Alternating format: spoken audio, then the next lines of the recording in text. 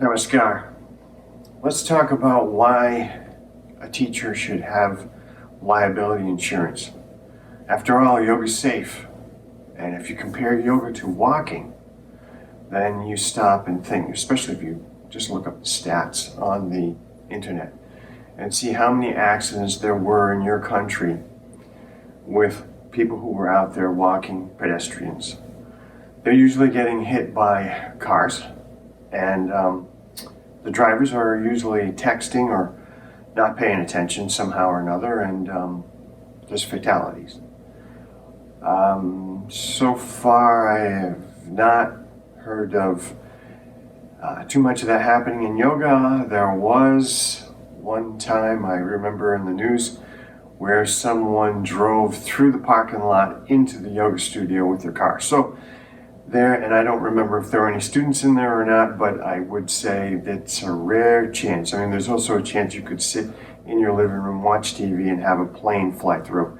That does happen occasionally. But now if we stop and we think about the safety of walking compared to yoga, I love walking. I love yoga. I think they're both safe. But if I was to compare them both, I would definitely say hands down that yoga is much safer. That does not mean that people can't get hurt practicing yoga.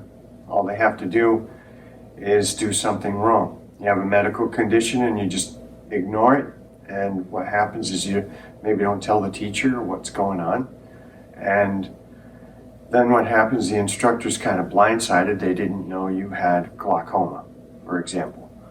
And glaucoma and inversions don't mix. So that's just one thing. So and there are many, many more. That's why we study to become yoga teachers. But the other thing is there are more students than ever before. Classes when I first started teaching were very small. Actually, the classes were 5 people tops in a class. And now sometimes some of my classes, especially some of the classes for seniors, can be 50 or more students in a class. So, and someone may say, that's nothing. I teach in a place where it's a warehouse and I teach hundreds of students. That's my point. There's more students than ever. So what's happening is lawsuits are becoming more prevalent. And it's just because yoga is now into the mainstream. It's not 5 people in your living room anymore. It's much different than it used to be.